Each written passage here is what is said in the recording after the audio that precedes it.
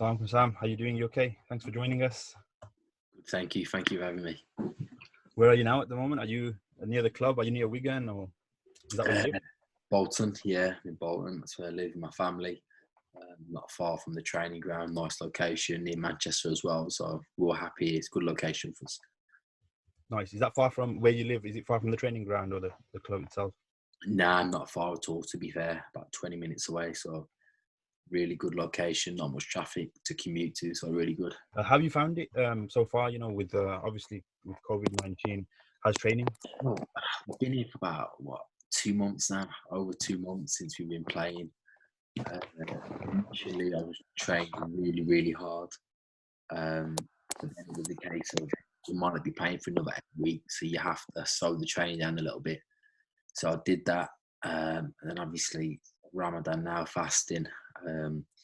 You have to be very calculated with your training because you have to do enough where you keep fitness, but you also don't want to do too much where the days are going to be difficult for you because it is long hours fasting in the UK. So you have to be careful with that for sure. No, definitely. And what's whilst you've been during this pandemic, obviously it's Ramadan as well. How's training been in itself? Like how are you training? I do 3 times a week. I'll do a FaceTime mobility session with a trainer. Really good bodywork session, and then alongside that as well, I'll do 1 times a week or on the bike a few times a week as well. Stretching and mobility every day as well. So just trying to keep ticking over really. The clubs give us a plan, a guideline to stick to just to keep on top of the fitness levels. We're due in to being back on the 16th from this month. Whether we will be or not, I'm sure we'll find out more Sunday. So you have to go back prepared really. And with that can definitely become tough when you're fasting. So it's just about training at the right hours. So you've been told that you've got to be back on the 16th of this month. Is that what? Yeah. I think a lot of clubs around that day are going to be back. Some earlier, some maybe back now, but it's around that day. But obviously things can change. But that's the date they've gone for. Wow. And have you been given an indication of what it's going to be like when you're back? Are you like, is the social distancing going to happen while you're at training? Have you been provided PPE and all of that kind of stuff? Yeah, it's we've heard the murmurs and 4 people around at one time and not allowed in the changing room together and not allowed to tackle and various different things, which the more I hear, the more I think it's going to be quite extraordinary to continue the season, if I'm honest. Wow. To follow the guidelines, yeah, just the more you hear. But you don't know, I guess we don't know. It's a little bit of the unknown, isn't it? But like the 4 people per training pitch and not tackling, and it's all a little bit, it's impossible to prepare for a season. You must make you kind of think like, like you mentioned, 4 people on a training pitch, no tackling, etc. Where does that football sharpness come into in this season, if the season does restart?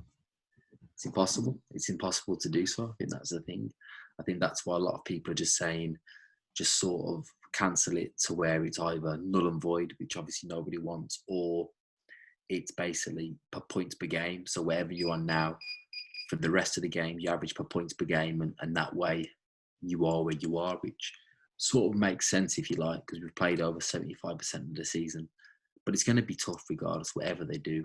I think League 2 and League 1, from what I'm hearing, it's going to be very, very difficult to continue just for the finances as well. Even going to games, you're only allowed so many people on the coach to games and various things like that. And I think as well, in a time like this as well, to be having key workers at our games instead of where they need to be, it doesn't really sit right with me. And I've heard interviews with other people as well where I agree with it. It's a little bit, like how would you feel? You've got ambulances, paramedics, etc. at your game, stewards, everyone in security at our games when there's this going on in the world. So it's quite difficult at the moment to see it finishing.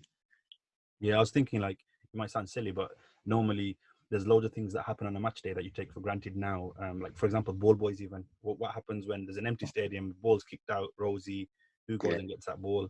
Yeah.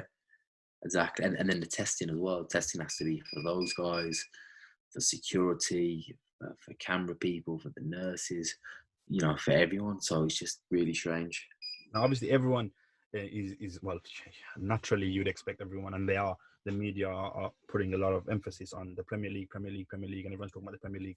There is been stuff around the EFL, Championship, League One, League Two, etc. I want to ask you a question. You're obviously playing for Wigan, captaining Wigan. So, like, first of all, that's incredible in itself. Thank you. And a lot of managers that that speak in the media, they say the Championship is far more difficult than the Premier League. Would you agree with that? And what's your view on it? Um, I think for me, I'd have to play in the Premier League to compare. Okay.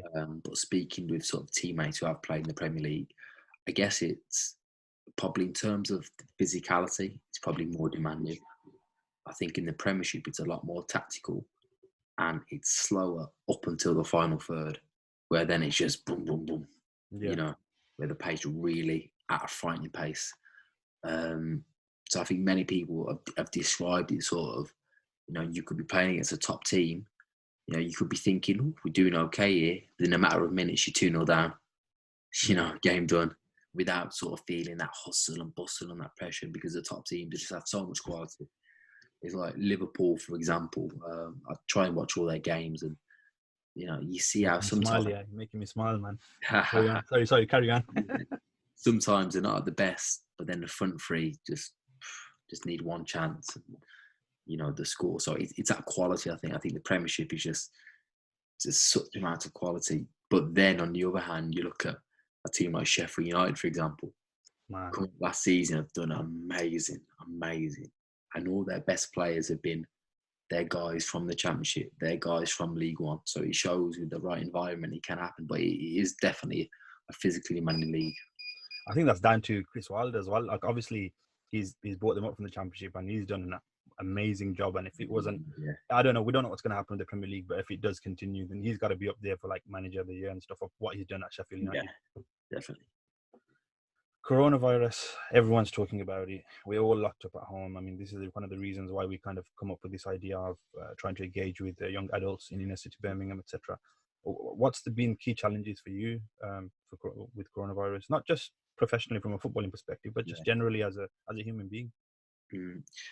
I think it's just in certain ways you feel, because our generation, and we're very privileged to be living in this country, as opposed to living in third world countries. We just spoke of the brother in Uganda as well, tough conditions.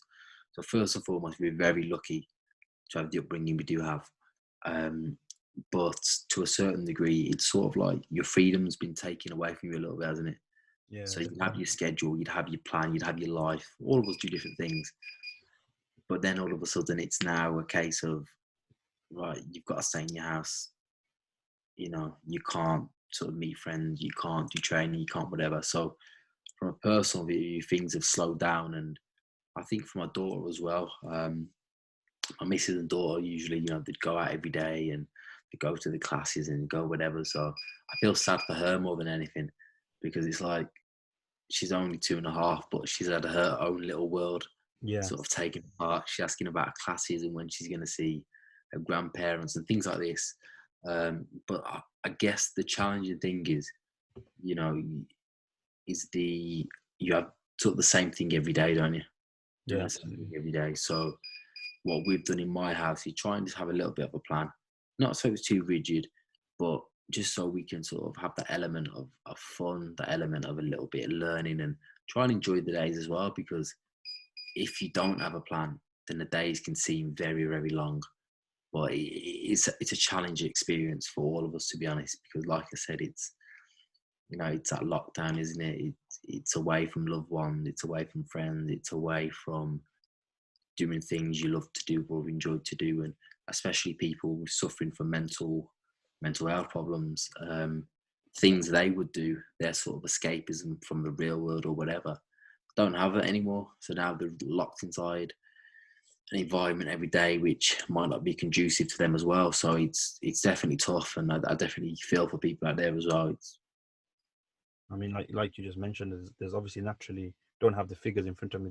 There's also going to be an increase of domestic violence. Yeah. There's going to be an increase of young adults not being able to access things that they would normally access, and now confined to a space at home, which could be small, could be big, we don't know, but Yeah. that could have, obviously, like you said, mentioned, it could affect their mental health. And that kind of leads me on to the question I wanted to ask next in regards to this show in itself. So I don't know how much you are aware. For the last 3-4 years, we've been running a program called the Midnight Ramadan League. So it was kind of targeting inner city young people to participate in physical activity from 12 till 2 a.m. after they've prayed, after they've eaten. There's that gap where some could go and work out in the gym, and those who don't want to go gym or want to substitute from gym could participate in physical activity. And we used to run it successfully for the last few years. 250 young people used to come through. So we come up with this idea as an alternative. Obviously, how important do you think it is to kind of move with the times and become, look at innovative ways of working with young adults or people in general that you'd normally work with? I think it's massive, and it's an amazing thing what you're doing, because we are at the point now and where we're at, and especially in areas like Birmingham, obviously I was brought up in Wolverhampton and Midlands, things like this, where your focus and your energy is going to go into something that's inevitable. So by keeping it positive, by keeping sort of after iftar, playing football and things like this, it's absolutely massive. Not just the football aspect, but the social aspect, Yeah. the being a part of something, the team, the enjoyment. Because like I said, the youth of today, and you see it all the time in Birmingham and Wolverhampton, it's getting worse and worse, the crime rate. So it's massive where the young people can get involved in something positive. It's absolutely massive. I'm really glad you said that, because even before this, we've spoken, and obviously we have mutual friends, and they've always said about how you are towards youth work, etc. And we'll go on to that a little bit later on. But what I wanted to kind of ask you was, how important is it that there's accessible role models to young people? I mean, I guess what I'm trying to say is there's loads of role models that young people have, and I'm sure you would have role models as well. But how accessible are these role models? Because someone like yourself and other professional athletes can change someone's mindset or understanding, and support them in ways that you'd never imagine. So how important is it to have role models, do you think, and have these football players accessible to them? I think it's a big thing, because your role models will guide and shape you as well. Like growing up as well in Wolverhampton, at an age sort of 12, 13, started hanging around with the wrong sort of people, and you quickly find your role models will have you sort of acting in a certain way and behaving in a different way and whatever.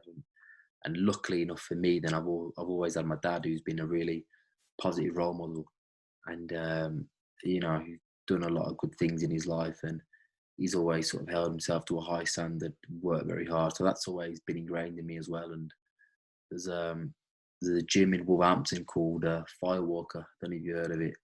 One of the owners there, Joby Clayton, amazing guy, amazing role model. And from a young age as well, I started training at that gym as well. And he was a massive role model. Help people, keep them off the streets, teach them new disciplines, etc. And that's massive as well. And some of the things he taught me sort of professionally as well, when I was 13, 14, 15, they still resonate with me today. They still hold with me today, over 10 years later. So your role models are going to be absolutely huge. I remember a time as well in football when I wasn't really taking football that serious in my younger days, or in my younger professional days. My dad and my mom, my mom's a great role model as well. My parents always sort of kept me grounded and just kept me doing what I needed to do, really. So I didn't go off track, because there was definitely a possibility of me doing so. But the role models are going to be huge, because like I say, they are going to influence you massively, who your role models are, what you think of them. Because the more you aspire to be like somebody, the more you'll start to act like them. The more you start to see what they're doing, the more you start to copy them, imitate them. That's just normal, And at a young age, we're all quite impressionable. Even as we get older, we can all be impressionable at times. So it's very important that the younger generation see the role models, see how they live, and hopefully you try and look up to them. And it doesn't necessarily, I think in football, for me, what I always wanted to be as a football player, it was more on a personal level to work hard, to try and do well, to try and give excellence in whatever I do. And I think everyone has the opportunity, whether in sport or whatever job they do. It could be any job in the world. But you can always choose your application towards it. No, I was just going to ask you that question next as well. Like, and you've kind of pretty much answered it in the sense of, I was going to say you're someone that you could genuinely take as, not quoting Drake, but started from the bottom and now where you are, as in you're playing for Wigan and other stuff we'll come on to in a second. And you mentioned some of the challenges. Who were your role models within football, so to speak? Obviously, you mentioned your mum and dad, and sometimes a lot of young people are distant from their parents as well. So who were you looking up to as a professional footballer growing up? Growing up, it was always sort of Roy Keane, Zidane, Xavi Hernandez, all great players. I think Keane, like his tenacity and his leadership, to sort of drag drag himself through. And then as I got older, I loved the Spanish players, Xavi and Iniesta, because of it's weird actually because all amazing players, but it's the personal qualities which really are dear to me. Like Xavi and Iniesta, you never seen of them in the paper for anything, did you?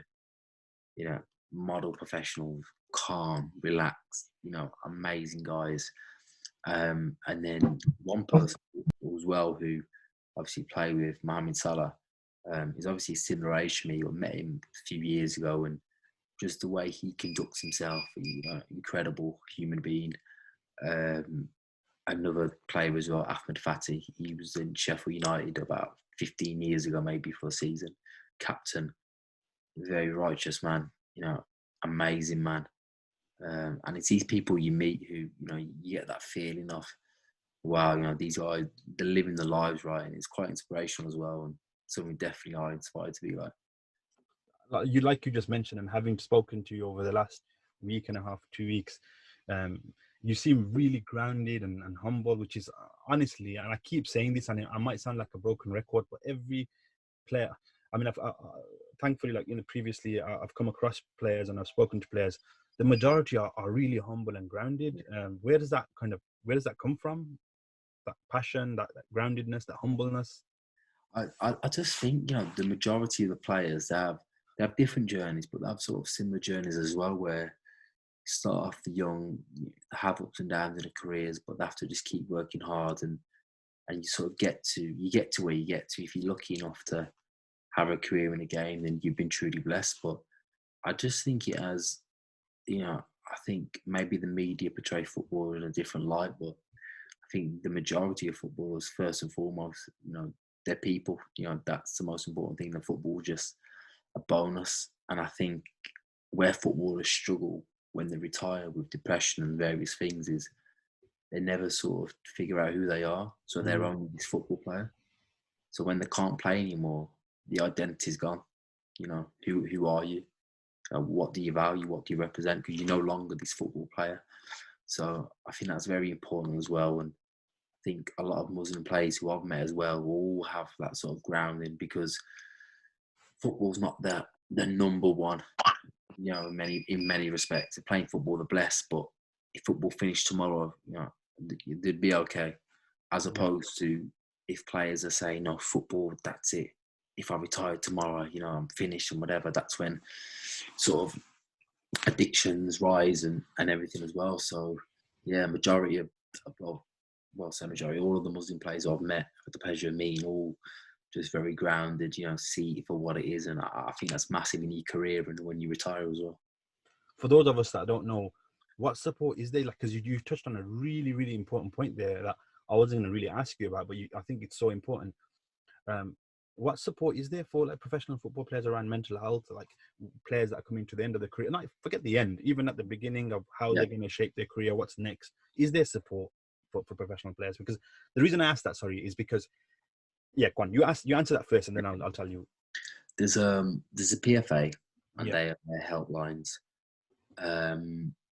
Every so often, a PFA member will come in and maybe speak on mental illness and whatever. To be honest, I don't know, just because I don't really know anyone who's been in touch with the PFA and what they've done. But I do know of an ex-player, Drew Broughton, who's a good friend of mine as well. who was struggling after his career, and they took him to the Tony Adams Clinic where he completely reinvented himself, to be fair. Wow. So there are options to help. But I mean, within football clubs, it's very difficult because if you're a player and say you're struggling with depression, it's very hard for you to go to your manager and say, I'm struggling with depression and expect to play. Yeah. You know, well, either one or two things will happen. Either the manager's going to, majority, by the way, majority are just going to try and push it under the carpet. You know, you'll be okay soon as long as you're okay for Saturday. Or you'll have the other approach where it's like, I'm taking you out the squad, you know, you need help. You might not play for 3-4 weeks. So as a player, you probably don't want any of that.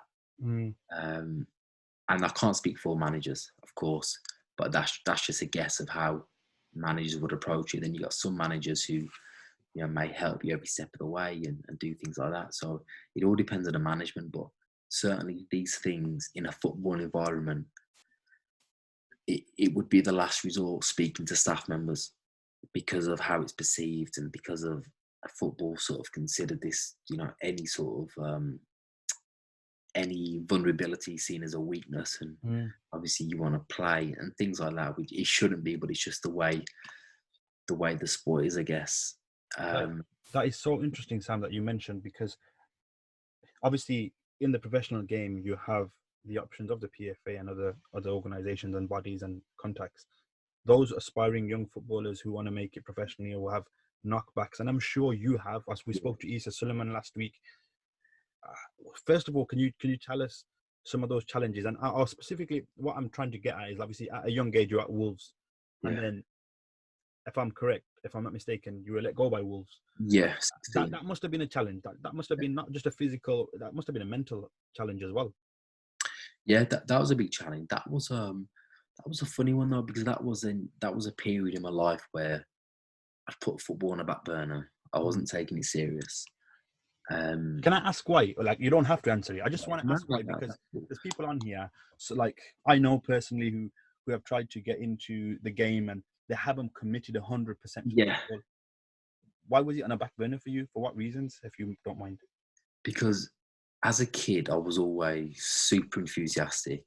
You know, I was probably an example for my coaches, you know, attitude, application, whatever. Then there was that 14 to 16 period where started going out with my friends, started going out to parties, started doing things I shouldn't have been doing. Then as a result, naturally football slipped, naturally training, didn't take it seriously enough. Before games, I'd be going out before games. And all these things at a vital stage where you're going to get your scholarship. So my mind frame just wasn't on football. I'd been there years, and the academy directors, you know, really liked me, really liked my parents. So I was half thinking, you know, I might just get a scholarship just for whatever. And it was quite funny because that season, I kept having meetings. I kept calling my parents like, Sam, come on. You know, all you have to do is just focus a little bit. You know, you'll get your scholarship, you'll get whatever. But it just didn't click with me. So when I didn't get my scholarship, as much as I was sad, I couldn't blame them. Do you know what I mean? I couldn't blame them. You can't. You know, if you do, then you have to take full responsibility regardless. And because I know I didn't put anything as I should have put in, I sort of took the setback quite well, if you like, because I knew that I could give so much more. You know, first person looked at was myself. Didn't blame anybody else. Didn't think it was unfair. Didn't think whatever. I just sort of reevaluated where I'd gone and just tried to focus more and overcome that.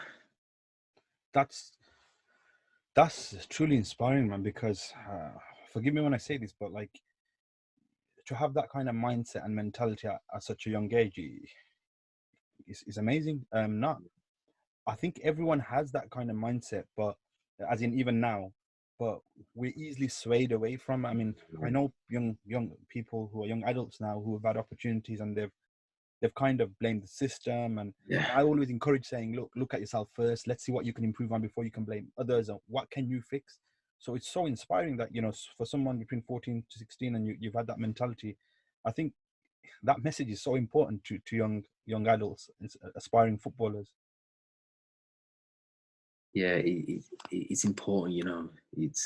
the book has to start and end with you.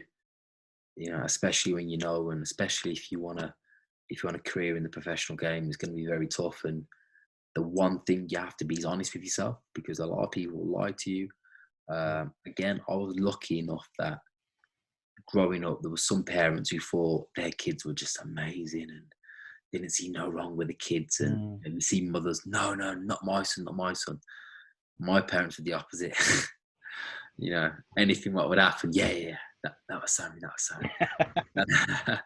So in regards to that as well, you know, I was never made to feel like, oh, I'm this, yeah, I'm going to be this footballer, or I'm going to be whatever. I was made to think, you know, you have to work very hard and just sort of see where you're at really, and that made me work hard, and that made me have a hunger for the game. And that's amazing to know.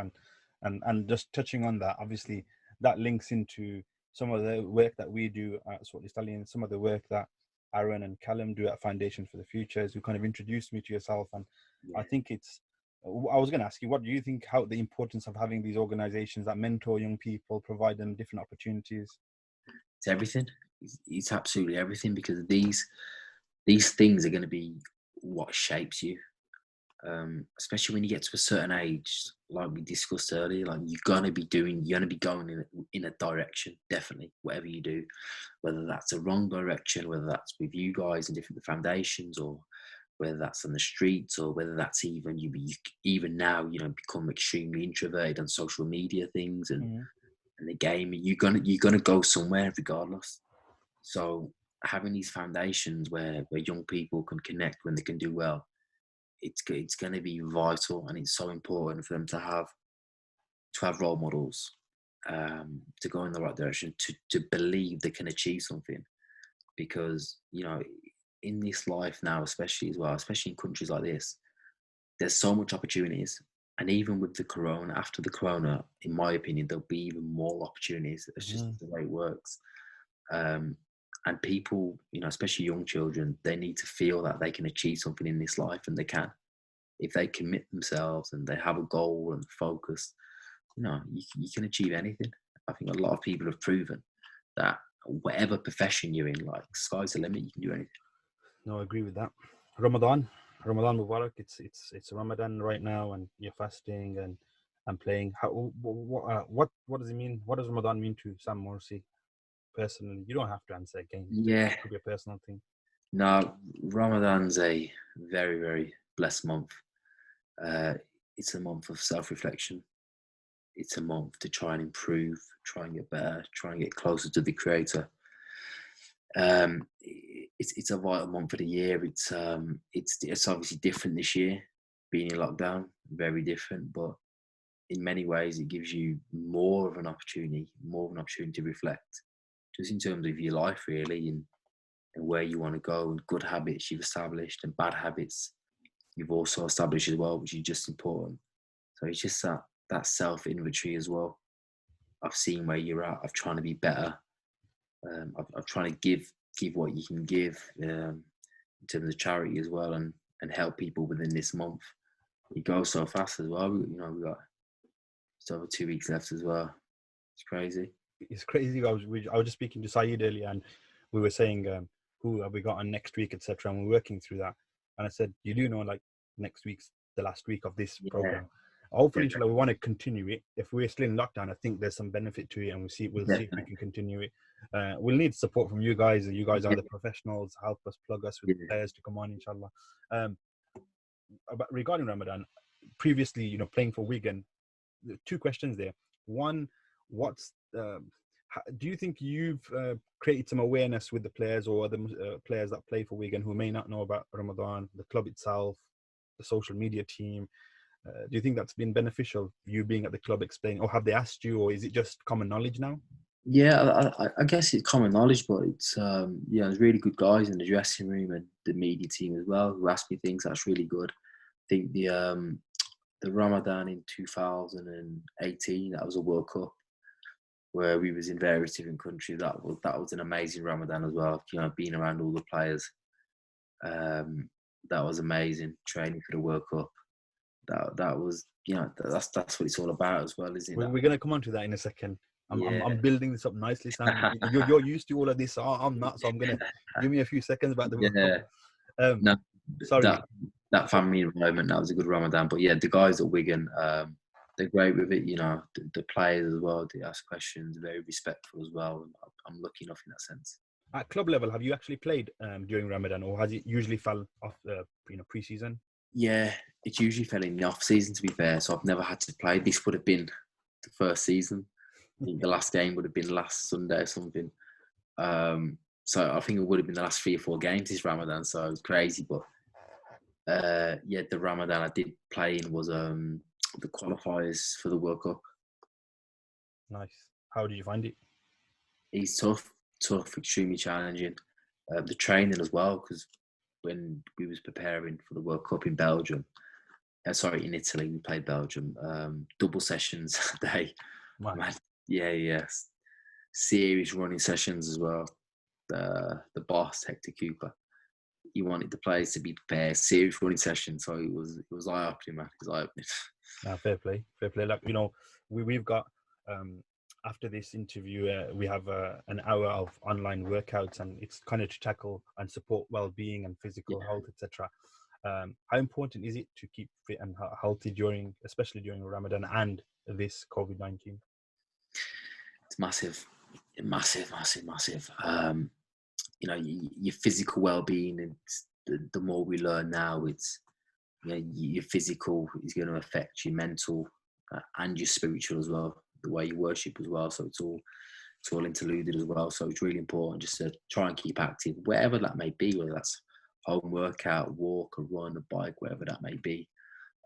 Just try and keep physically, just keep moving, because as well, the chemicals it releases in your brain as well, different things like that. The feel good factors, the feel good hormones. So it's important to try and keep moving, try to eat healthily as well when you can, and just try and, again, it's obviously a really important month for us.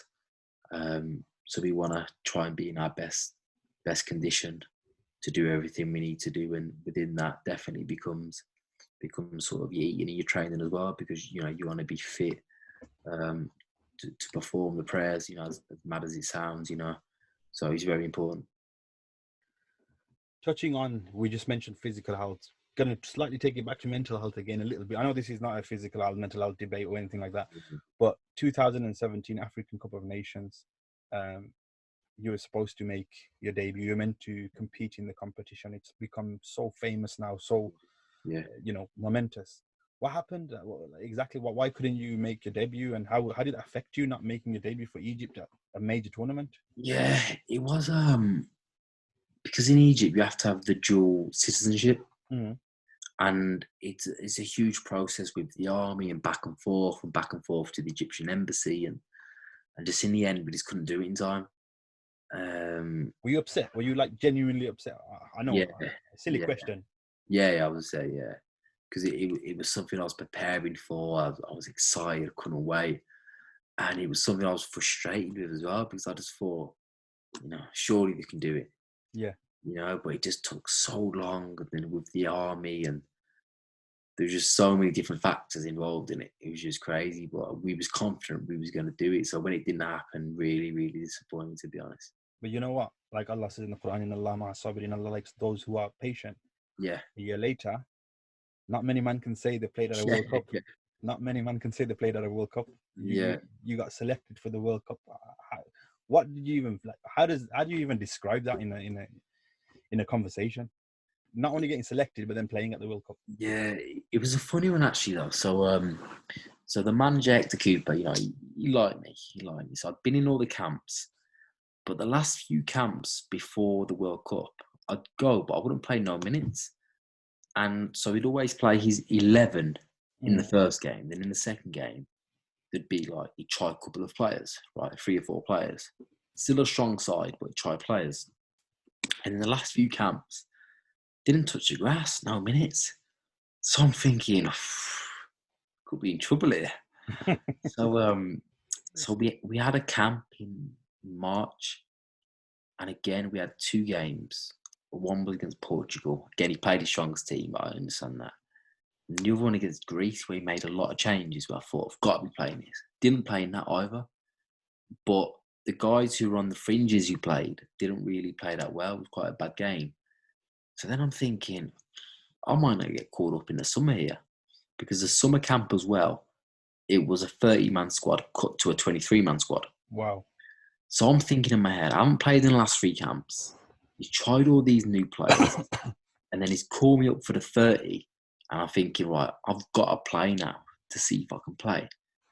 So then the first game we play against Kuwait, and someone in my position, so there was the 2 starting centre midfielders, then there was another midfielder who would sort of be backup. So they called up a new guy from Egypt, and against Kuwait, he played really, really well. Right, he had a really good game. And you know what as well, in football, especially with the national team, genuinely, there's no like envy or like it was mad because like at club level, if that same scenario at club level, you'd be a bit disappointed and whatever. But at international level, one of your brothers plays as well. You're happy for him genuinely. Yeah. I was genuinely thinking, fair play. It's his first camp. He's going to go to the World Cup. Fair. It's football.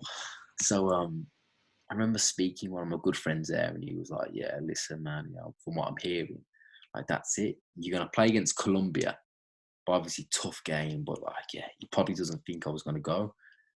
So we played Colombia, and I played really, really well. So I've come off, I think about 70 minutes, and as I've come off, the players were like, "Congratulations, you're going to the World Cup." yeah. So I was like, yeah, that was serious. And then the next game after, we played Belgium. They'll come on for half an hour, done really well then. And then, he sat us all down on the grass. And he was sort of like, "I'm going to call your name. And if I call your name, you're not in the squad." That's how he broke it to the boys. Wow. Which was like, wow. And then, obviously, he didn't call my name. Nah, that's mad. You're just sitting there on the grass and Hector Cooper's just calling out names. Yeah, it was at Verona training ground, wicked training ground in Italy. Just sat us down, and like one of my close friends, he didn't call him up. I still don't know why he didn't call him up, but my heart was broken for him, man. My heart was broken for him.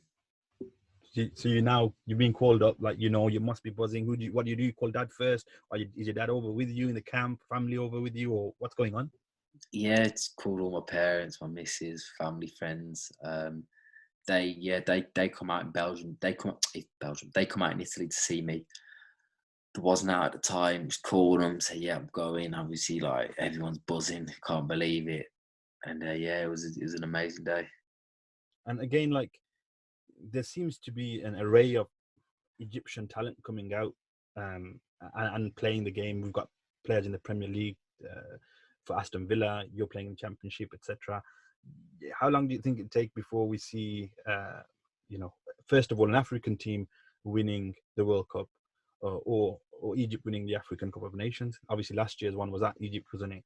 Yeah. Last one was a disaster. Yeah. You should have played, man. If you were there, I think it'd have been different still. Maybe. Yeah, there's a new coach come in. That was a funny one as well. That was an interesting one. So the new coach has come in, and his first camp, I just, because of the World Cup, I had no sort of rest. So I kept having all these niggly injuries. So he's called me up, great, and I pulled out of the squad because I said, like, I'm just getting all these injuries. Like, the club's basically said, you need to get it right. And then, like, from the staff have put quite a bit of pressure on me to come over to Egypt. And I was like, I can come, but like, I can't do anything. Do you know what I mean? I've got to get this right. So, and then my second camp, I went there, and he was sort of like, "Listen, I'll watch your World Cup, I'll watch your games. You're going to be starting for me. You're going to be my 11." And I was like, "Wow, great. Been waiting for this opportunity." And then again, with the season, my body just wasn't right. I had a few niggly injuries in the camp. And then I got called up for one more. Then I didn't get called up again. And I didn't go to the African Nations. So that was a disappointing. That was disappointing to say. Because as well, especially from the first camp, whether he was lying or not, I don't know. But there's no reason for him to lie. But he was basically saying, "You're going to start for me. You're going to be a big player for me." So Egypt, they've got an Egyptian manager now. Can they win the African nation? It's a tough competition. I mean, they can, but like a lot of teams, it's very, very tough. When can Africa win a World Cup? Well, they won the last one, didn't they, France? Yeah, I guess you could say that. Yeah. No, but You think it's far off? I don't know. I mean, the France team, the French team, Yeah. amazing. Who do you get on with from the Egyptian team? Well, whilst you were at the World Cup, who did you get on with the best? Who was close to you? Which player? Hassan Koka. He didn't get to the World Cup. He was cut in the preliminary rounds. El Mohammadi is here with Villa. Very, very good guy. Can you plug him and get him on next week for us? Yeah, I'll talk to him. Elmo's a very good guy, character man. Been played Premiership a number of years. Great guy. Elmo's a good guy. I was just joking about that, but yeah, if you can, man, that's wicked. Yeah, yeah. Elmo's a really good guy. Elmo's a really good guy. There's good guys in the squad. Nenny's a really nice guy as well. What about Mo Salah? How did you get on with him? Yeah, he's an amazing person. Really, really good guy, humble guy. A shame for him really, because at the World Cup he was nursing a shoulder injury. Still scored 2 goals. But I don't know how much information you know about Egypt World Cup and in Chechnya. Do you know any information? Yeah. I've done a bit of research on it. Mental. Yeah. Chechnya, mate. It's probably a conversation for off air. Off air, yeah. Probably best offline. But yeah, it was crazy, man. It was crazy. Like, we was stopping in a ghost town. You know the President Kadev. Yeah. Chechnya and yeah, we'll probably talk about that offline. But how is he as a footballer in real life? Like, obviously we see him on the telly and he's unbelievable and whatnot, but he must be something else in real life. Yeah, you know what? It's probably what you'd expect him to be. Just this real humble, nice, calm character. Obviously, on a football pitch, he's electric. He's just got the moments of quality. You know, I think in 3 seasons he's been Liverpool's top goal scorer in the Premier League and the Champions League. You know, won a Champions League. Maybe this season would have won the Premier League. We'll see. I think he will play out like that. But if you actually look what he's done, I think he's massively underrated. Yeah. The impact he's had. Bearing in mind Liverpool haven't won anything for years.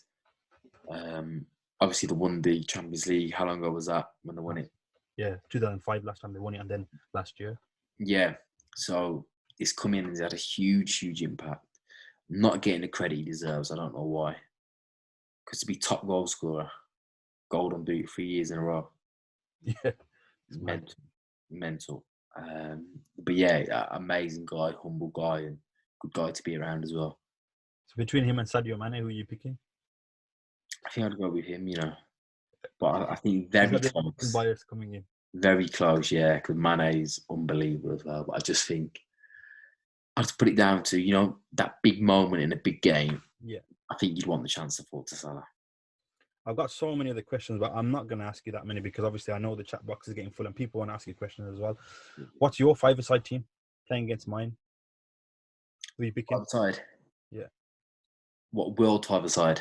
Yeah, anything. It could be whatever your 5-a-side, whether you played with them, whether you haven't played with them, anything. Your 5-a-side team. You're the manager. You can select, or you can play as well. You can be player manager. Okay. World 5-a-side would be a legend world 5-a-side. Buffon in goal. Yeah, man. I'd have my. Now hold on 1 second, Sam. I've asked you. I've given you my 5-a-side before, so you can't use my players because like I'm not FIFA. I've said to you, I need to check what I said to you on my 5-a-side was. 1 second. You can't use Buffon. I'm sorry. I've got Buffon already. Yeah, Buffon. Okay.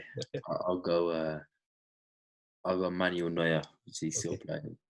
Yeah, so we'll play 1-3-1. So my centre half will be.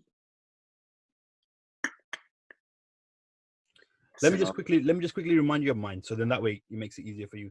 So mine was Buffon, Cannavaro, Riquelme, Messi, and Ronaldo, the Brazilian Ronaldo. Okay. Nice. Riquelme, it's a good choice, you know. One Riquelme. Yeah, I'd go Nesta at the back. Okay. I'd go my two midfielders. I'm gonna go Zizou and Javi, It's mad. and then my one up top. R9. I got R9. I've got R9. There you go, R9. I've Yeah. got R9. Okay, I'd go. I'd go Thierry. Thierry Henry. Wow. Yeah. No Cristiano, no Messi. Do you not have Messi in your team? Oh yeah, sorry. I got Messi. Yeah, I got Messi. yeah. Obviously, Messi goes in any team. But yeah, Thierry Henry, I think Premier League days, unbelievable. Fair enough. We'll do a little quick fire round before we open it up to participants. So, Sam Morsy, fish and chips or falafel? Falafel. Beach holiday or city holiday? Beach holiday. Liverpool or Man United? You might not support any of them, but which two? You know, as a kid, I grew up supporting Man United. You know, That's disgusting, yeah, as a kid, grew up All right. supporting Man United. Yeah. All right, we'll leave it at that. Messi or Ronaldo? Cristiano or Messi? Messi. And if you're going for juice or fizzy pop? Juice. Good man. Okay, thanks, Sam. Once again, thank you so much for coming on. I'm going to open up to Saeed to let some of the participants ask you some questions. Saeed, over to you. Cheers, Obi. First we got Akbar. Akbar, just going to mute you now.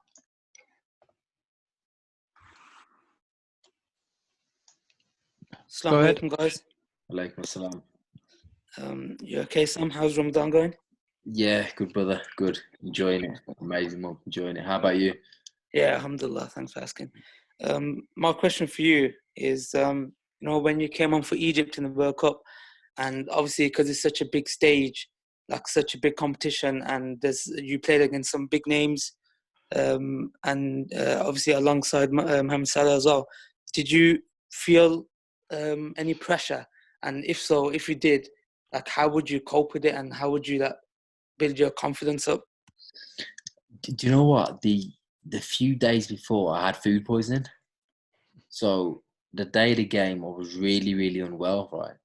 So I'm on the bench and I'm half asleep.